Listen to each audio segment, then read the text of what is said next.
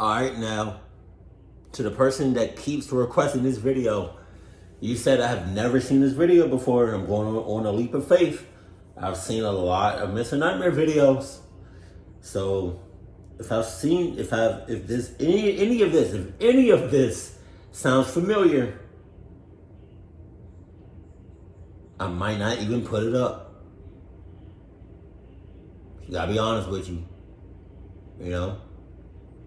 So, yeah. But I'm always down to react to react to a Mr. Nightmare video. So, let's get it. Sup? Though. Am I? Yes, I am. It's creepy. After moving to that house, this old as shit. This, yeah, man. This is the oldest shit. Hell, his old voice. Why does he sound so different? Why does Mr. Nightmare sound so different now than he did like a year ago, or in 2015, 2016? I'm not even gonna hold you. I kind of like his old style or his old voice better. Maybe he got a different microphone. I don't know. But he sounded distinctly different. The videos are still good, but I just like his old voice. So when I'm hearing his old voice, I get flashbacks, man. Me and you.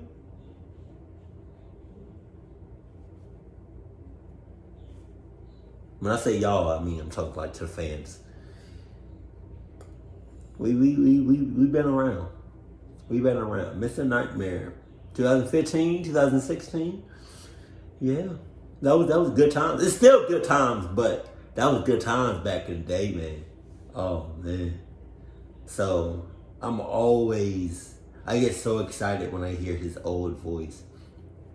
But this is a creepypasta, so I don't think it's real. But nevertheless, let's go. Changed for the worse. I gained haunting memories of Wait, because I'm lost. Go back. After moving to that house, my life changed for the worse.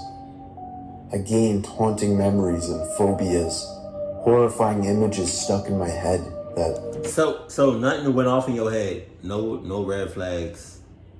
No nothing? No cluck flags went off in your head before you went to this house?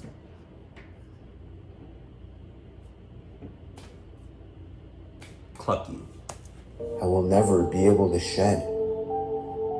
I was 23 at the time, and I had just gotten my first job, but it was out of state, and I had to move away from my family. It was a stressful time in my life. I felt mixed emotions about living in a house all by myself, so far away from my family in New Jersey, mostly a mix of excitement and nervousness. Of course, I didn't have much money at such a young age, so the house I was moving into was kind of old and run down. It was a fixer-upper, to put it lightly, but it did come with a good amount of furniture. I remember the night I arrived at the house after the long drive. It was probably close to 10 o'clock.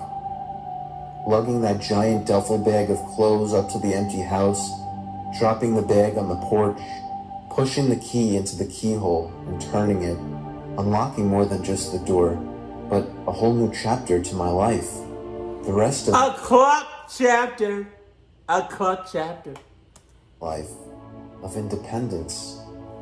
Of course, at that time, I didn't know what I was really walking into. I do. On that first night, I tried to familiarize myself with the house a bit. There was a living room, a kitchen, a dining room, a basement, 2 bedrooms. A basement? It has a basement. It's a basement. It's a basement. Stairs and 2 bathrooms, one upstairs and one in the basement. Wow. I had the basic necessities furniture-wise, a fridge, an oven and microwave, a couch, a bed, and such. All the floors were wooden and a bit creaky. It was more of an ideal place for an old woman, but the price was right. I was so exhausted that I just brushed my teeth and went to sleep on that old bed in the bedroom, not caring how dirty it might have been. The first night, I laid awake for probably an hour, with the silence constantly being broken by cracks of wood and other house weathering sounds. All was fine the next morning. I ate at the nearest IHOP, got some groceries, and headed back home. Getting out of my car, I saw a woman next door getting into her car. She noticed me. I gave her a wave and slowed down, half expecting her to come over and introduce herself. But all she did was return a wave before getting into her car and driving off. She knows something that you don't know, and is on some clock shit. Now, I was used to having unfriendly neighbors, but there was something about the way she looked at me that made me uncomfortable. Oh, yeah? I detected a hint of worry in her face. I shrugged it off and went inside. I spent the better part of the night watching TV on the old rabbit-eared television that was left in the house. When I decided to call it a night, I went to the bathroom to brush my teeth. Due to a force of habit, I still shut the door while in the bathroom. But while I was brushing my teeth, I heard the faint sound of a single knock on the bathroom door. I felt my heart drop, and I jumped back against the wall in response. The sound caught me off guard. It wasn't the sound of wood settling or anything like that. I distinctly heard the sound of a fist hitting the door. I'm living on my own now. I'm a grown man. So now I have to be a man. My ass. My ass, you gotta be a man. It's okay. It's okay. It's okay to be a klitsch sometimes. I am. I'm a klitsch most of the time. My girl still love me, even though she don't like it. She still love me, It's okay to be a klitsch.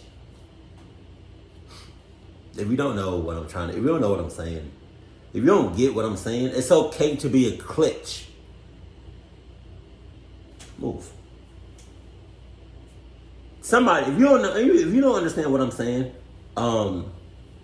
somebody please in the comment section explain. I turned the knob and pushed the door open with force, lunging out into the black hallway, expecting to run into somebody.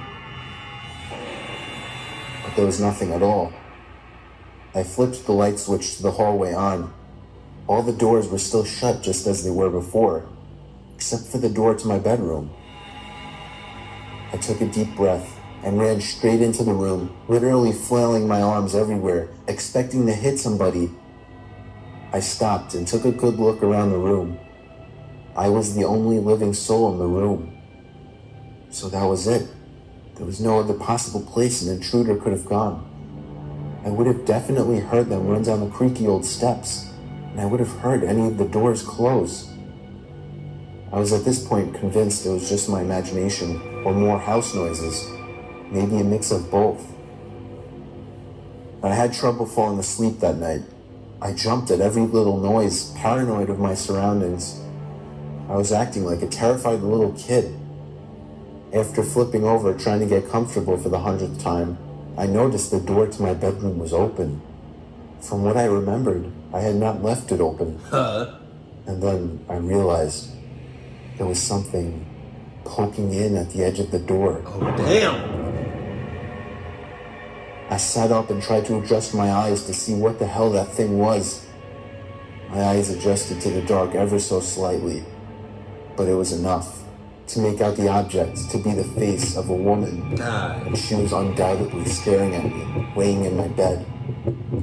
I crawled up in fear, screaming like a 5-year-old. The head moved away from the doorway out of sight. I threw my hand to the desk, shoving things onto the floor as I desperately tried to find my phone. The feeling of the plastic case never felt so good as I dialed 911. I stayed curled up in my bed like a baby until the police arrived. I rushed down the stairs to the front door to let them in and explained to the officers that somebody was in my house. One of the officers questioned me, asking how I knew, what they looked like, and where I saw them. I explained that I saw a woman poking her head into my bedroom, just staring at me. I told them it was You saw a woman? Enough said. Lock up every woman in the 6 mile radius. I don't give a cluck who it is. That's what I would have done. To make out any discernible features. The 2 officers rushed inside to look for an intruder as I sat by the curb waiting with If I was an officer in this situation, talking about some 2 officers rushed in. No, 1 rushed in and 1 stayed out. You're not about to cluck us both, because who cluck you talking about? The officer that came in the second patrol car. After about 20 minutes, the officers came out and told me that they searched every single room and closet, but there was absolutely no sign of anybody. The officers proceeded to ask me some questions, eventually asking if I live alone, to which I responded that I just moved away from my family all the way in New Jersey. The police officers looked at each other, and one of them stepped forward and claimed that he knew what was going on. The officer said that he's seen this happen many times before. When a young man or woman moves far away from their family, they often get homesick and start to think that they're seeing things, commonly the images of people. Wow. It didn't seem impossible. I had no other explanation. The officer assured me that nobody was in my house and that I just needed some time to get used to living alone. I thanked the officers and they drove off into the night, leaving me to go back into the house. The next day, I had my job orientation around noon. I met a few people who I thought were pretty cool. All of them were from out of state just like me, except for one guy named Jerry. I found out that Jerry actually lived a few blocks away from me. I was happy to know that I would be working with people I could get along with, as making new friends here was my #1 priority. Really? That night I threw TV dinner in the microwave and headed up to my room to watch some movies. I called it a night shortly after realizing nothing was on TV. I didn't really have anything else to do. I went to the bathroom to brush my teeth again, with the door shut again out of force of habit. I'd completely forgotten about what happened the previous night, up until I heard something come from outside the bathroom down the hall. My ass. That's when everything came back to memory. No, I'm just imagining things, I told myself. There's nobody in this house. But my positive attitude was shattered when I heard the same exact sound a second time. This time, I could make the sound out to be a fist pounding on the wall in the hallway. No, it wasn't supposed to be real. It can't be real. With one giant boost of confidence, I decided I had to end whatever this was. I swung open the door and stopped in my tracks before getting 2 feet away from the door. Down the hallway, by the open door of the extra bedroom, there was the same head poking down the hall right at me. You got it. The lights in the hallway were off, and I couldn't make out any facial features. I couldn't even see her eyes. I let out a loud gasp as my body once again filled with fear. If this was real, I had to confront this woman. And so I stomped down the hall, trying to seem as intimidating as possible. But as I got within a couple feet of the door, the woman's... You doing too much. Talking about something you want to seem intimidating as possible. My ass. If something clucked up happens to me or around me, I'm out. I'm haul-assing. I'm kicking rocks. slowly moved her head away from the doorway and out of sight. As soon as I walked through the doorway, I flicked on the light switch and scanned the room. Besides the only 2 pieces of furniture, the king-size bed and the antique dresser, the room was empty. I got on my hands and knees and looked under the huge bed. Nothing. Then I saw the closet in the corner of the room. This had to be it. She had to be in there. With one swift motion, I turned the knob and swung the door open. Nothing, except for a bunch of hanging ties, old jackets, and a pair of boots on the ground further back in the closet. Sus. The inside of the closet smelled disgusting, so I immediately shut the door and let it be. I was left in the empty room scratching my head. There was nobody in here. The officer was right. I was so homesick that my mind was creating phony images of a person. As I was walking out of the room, I felt a sharp pain in my right foot. I lifted my leg up to see what I had stepped on. It was glass. Upon closer inspection, I saw tiny shards of glass scattered all across the floor. Whoever was in charge of cleaning this house up did a bad job, but it wasn't that big of a deal. Or unless they were out to get you. Come on. I understand when you sweeping or whatever and you cleaning and you miss a piece of glass. Alright? But to miss a few, not even a few, like a good amount of shards, pieces of glass spread out on the floor, you have to get somebody. I made a note to self to sweep up the glass and get some air fresheners because as I came to think about it, the whole house smelled a little funky, and I'm sure that wasn't doing my mind any good considering what was going on. It was another sleepless night, but thankfully I had nothing going on the next day. Come morning, I did some grocery shopping, but when I got home, I realized I'd forgotten the air fresheners. I didn't feel like driving back to the store, so I decided I could deal with the house odor for a little while longer. I did a lot of work around the house that day. I put some new furniture in, swept up the broken glass, and I got a good amount of cleaning done, mainly dusting off all the old furniture so that I didn't feel like I was living in a dead person's house. I went for a bike ride later in the day to the woodsy area of the neighborhood, and when I got back, I cooked myself a dinner for the first time and called it a night.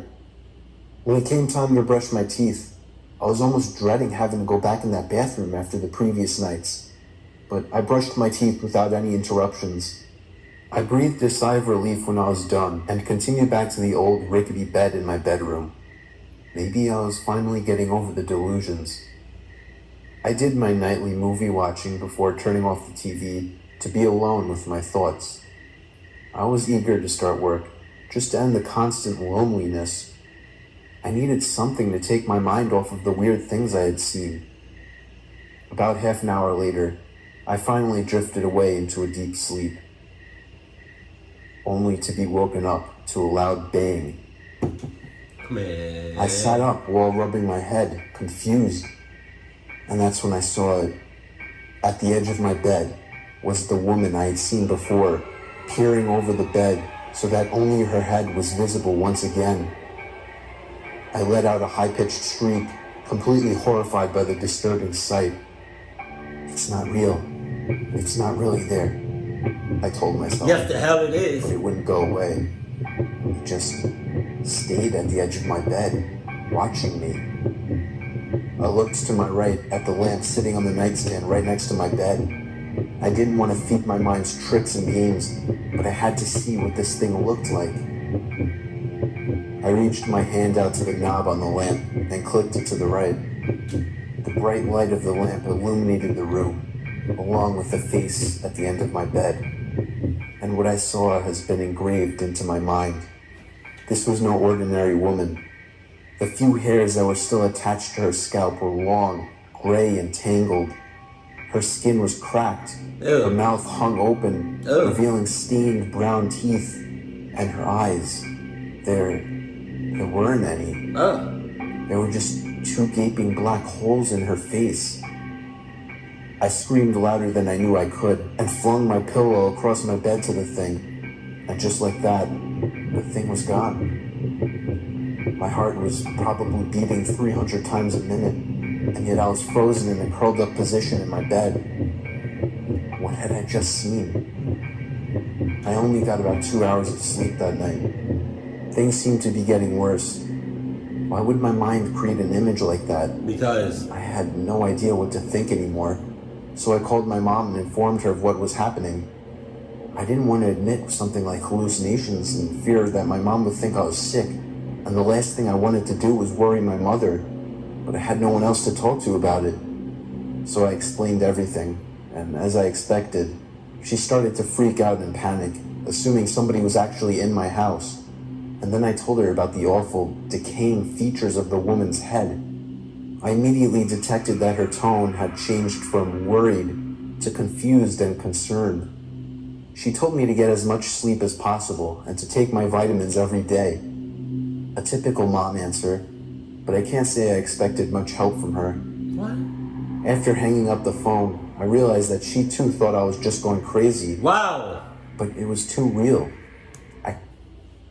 To any parents out there, have any of your kids ever came to you and said that they thought they seen something, or they were for sure that they saw something or someone off some cluck shit or on some creepy shit or on some paranormal shit?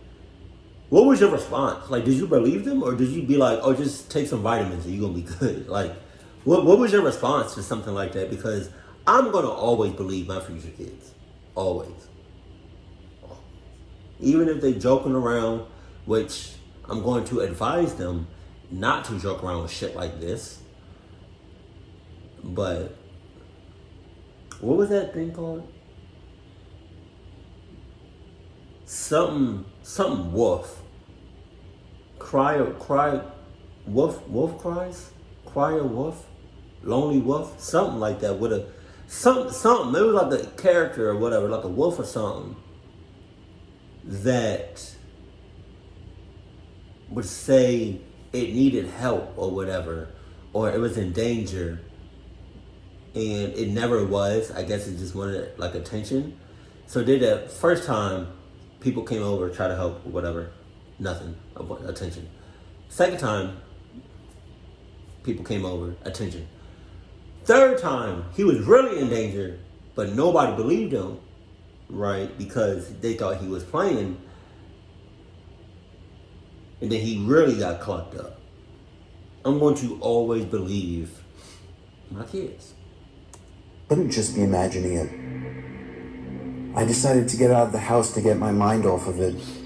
I went for another long bike ride, and when I got back, I went to the store again, specifically to buy the air fresheners.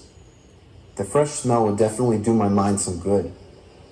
Before getting on the line to check out, I ran into Jerry from the orientation. We had a quick chat. I talked about my daily activities in the neighborhood, biking, shooting hoops at the park, and a lot of movies. He asked me where I went to go biking, as he knew of some great bike trails in the area. I told him I went biking over by the woodsy side of the neighborhood, as it's only a few blocks away from my street. What street is that? He asked me, to which I replied, Maple Drive.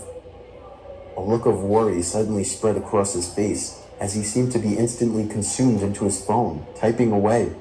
What's wrong? I asked him. He lifted the screen of the phone up to my face. Is this where you live? He asked. There was a picture on the screen of my house. What? How did you know? Why is that picture online? Jerry went on to explain that before me, there was a couple living there. The neighbors claimed they always heard the couple fighting and the sounds of glass breaking. And then he dropped a bomb. He told me that one day, the scream of the wife could be heard by all the surrounding neighbors. Wow. And shortly after, one of the neighbors found the woman's body with her head missing. The story was such horrifying news to me. I had no idea about the house's past history. I left the store shaking in my feet, feeling like my legs were getting weaker as I walked to my car. I got lunch at Wendy's and took a long detour back home, trying to think everything out. Things were starting to make sense. The low price, the old furniture, the broken glass. But one thing wasn't accounted for. The smell. The horrible odor in the house, specifically in that closet. What if something's in that closet? Man. I had to get home and find out what was in that closet. No, you don't. No, you didn't. You don't have to do all of that. You don't. Leave that for the next family. Leave that for some police. Leave that for anybody and anything that's not, you don't have to do that shit. You don't. I'm telling you, you do not have to do that. After getting home, I immediately ran straight to the extra bedroom with the closet. Wow. I swung open the closet door to have a blast of foul air hit me right in the face. The smell seemed even more unbearable than before. I ravaged through the closet, throwing all the hanging ties and jackets out onto the king-sized bed. There was nothing at all. There was absolutely nothing else in there besides the ties and the jackets. It was just a regular closet. I felt a headache coming on. It didn't make any sense. I plugged the air freshener into the outlet in the closet and shut the door, not even bothering to hang the ties and jackets back up. I didn't understand where the odor was coming from, but it didn't matter anymore. The air freshener would take care of it. No, it's not. I walked out of the bedroom, but with the feeling of having missed something. I didn't really know what, but I felt like my brain was trying to tell me something. To get the hell I out of didn't there. dwell on it though. I was more focused on calling my mom and telling her about the history of the house. We were not warned or informed of this history, and I intended on making a case of it. I tried calling my mom 3 times, and on the 3rd time, she finally picked up. She informed me that she was just getting home from a long and stressful drive during a snowstorm. I completely forgot that it was cold in New Jersey. She told me to hang on, that she was taking her boots off, and then it hit me. Boots. The boots. My heart dropped. There were jackets and ties, but no boots. Where the hell were the boots that I saw in the closet 2 days ago? The boots! I turned to the bedroom door, and there it was. The head of the woman peering down the hall at me. Oh my God. This time, I couldn't even get a scream out. The head began to move further out into the hall until a tall body emerged into sight. It was somebody in raggy, ripped clothing covered in bloodstains, and they were wearing the woman's face. The huge figure charged down the hall towards me, but I was already halfway down the stairs. The sound of the boots stomping on the stairs was right behind me as I was at the front door trying to unlock and open it. I felt 2 hands grab me and shove me to the floor. I lay defenseless in the corner, held down by the towering figure. With only my legs free, I had only one option. I kicked the figure in the groin, and he collapsed down, groaning in pain. I thanked my lucky stars and pushed him off of me, freeing myself. I opened the front door and ran to my car, driving about 5 blocks away before calling the police. Unfortunately, the man was already gone when the police arrived. I had a pretty good idea of who the man was, and I gave a tip to the police. Of course, they already had a good idea as well, and it didn't really do them any good. I still don't understand how I mistook it for hallucinations, and I'm still trying to figure out where he managed to hide after each appearance. I think when he was at the edge of my bed, he simply hid under my bed for the rest of the night. And it only terrifies me to think about what would have happened had I simply looked under. I don't know why he toyed with me though. Why didn't this sick freak just kill me if that was his end goal? Or maybe it wasn't. Hopefully I'll never know. It's scary to think that that man is still out there. I moved back with my family after that and refused to move back out of state. My dad helped me get my foot in the door at the company he works for, so I think I'm alright employment-wise. But I still think of the experience every night, and sometimes I wake up in the middle of the night and I can swear that I see the woman's head peering over to me in my bed. Whoa! God! Man. Okay. This was a great story, but it's a creepypasta. So I don't know if it's... I don't think it was real, but nevertheless, if this isn't real, regardless if it's real or not, this is a Mr. Nightmare video. If there's any Mr. Nightmare creepypastas that you want me to react to, and you know for a fact that I have not reacted to this, like, I've never seen this video. Thank you. Thank you, thank you, thank you. I've never seen this video. It was not in the slightest familiar. Please comment that below, because I love Mr. Nightmare. You love Mr. Nightmare. So, I mean, why not just keep reacting to Mr. Nightmare videos? But I think myself included, everyone, for the most part, likes true horror stories. But this was a damn good video. I'm not even gonna hold you. So let me know that in the comment section below. Thank you for the recommendation. Keep it cool, keep it classy, and I love you. Stay happy, my family.